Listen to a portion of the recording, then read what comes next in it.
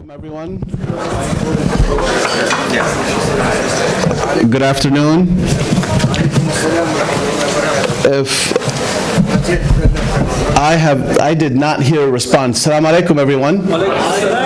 There you go. That's much better. If we can ask everyone to please go ahead and take a seat. We will be starting our next session, and we do have some very prolific and smart panelists who will shed light on a topic that is very pertinent to us as a country and as a community as well. So please go ahead and take a seat. My name is Tarin, and I'm the Vice President of Policy and Programming at the Muslim Public Affairs Council, MPAC.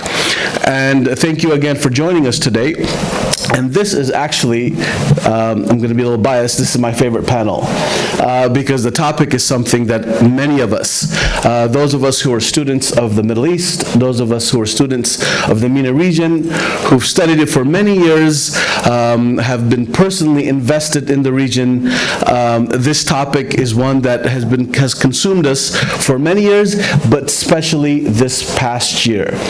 This past year has been a year of major change and shifts in Syria. Late last year, we saw major shifts in the fall of the Assad regime. After a decade of war, of authoritarianism, of torture, of just every kind of human rights abuse that you can imagine, we saw the Syrian people finally able to breathe a sigh of relief and with the fall of the Assad regime, actually be able to establish a nation, a governance system that would be representative of the diversity, the cultural history, the richness of Syria. And as many people say, Syria is a bellwether for the region. Syria really points to where the region can potentially head and where it can go. But these past few months have also been extremely dizzying, because there's so much going on in Syria, and not just in Syria, but in the region. And the response of Syria's neighbors, of course, there's the Gulf, there is Israel, there is Egypt, there is so much that is, and then the rest of the states that surround Syria, but so much has happened just in the past few months. So we have a really amazing panel of speakers who will be able to shed light on what has happened in the past few months, and they've been intimately involved, and we'll go into that a little bit, but what's happened in the past few months, but also what this means not only for democracy in the region, for self-governance in the region, for authoritarianism in the region, but also what this means for us as Americans. And I think that's key. We as Americans, I think the reason we gather here and the reason we have these conversations is because we as Americans know that democracy and rule of law is extremely important. It is what's given our communities here, American Muslim communities, Arab American communities, South Asian American communities, it is what's given us the ability to thrive in this country.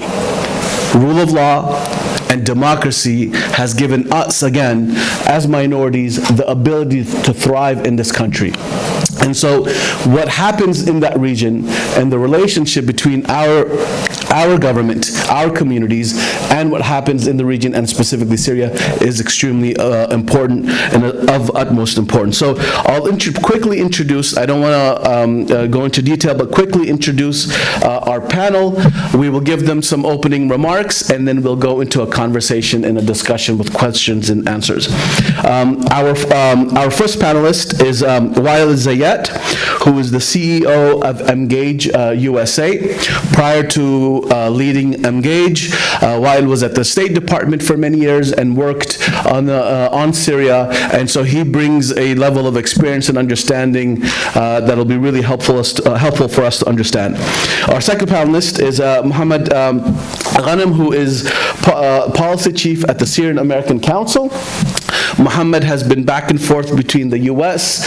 and Syria, and just watching his social media activity has been enlightening. He's been meeting policymakers here, he's been meeting policymakers in Syria, and it's been just great to see the Syrian American community really be able to mobilize and effectively engage both here and in Syria. And then our last panelist is Qutayba Idlibi, who's Senior Fellow and Head of Syria Initiative at the Rafiq Hariri Center and Middle East Programs. And just recently, we found out that he will be joining the Syrian Foreign Ministry, and we're really happy that to have him and have him shed light on what he will potentially be doing and what he has been doing. So we'll go ahead and get started with Wael.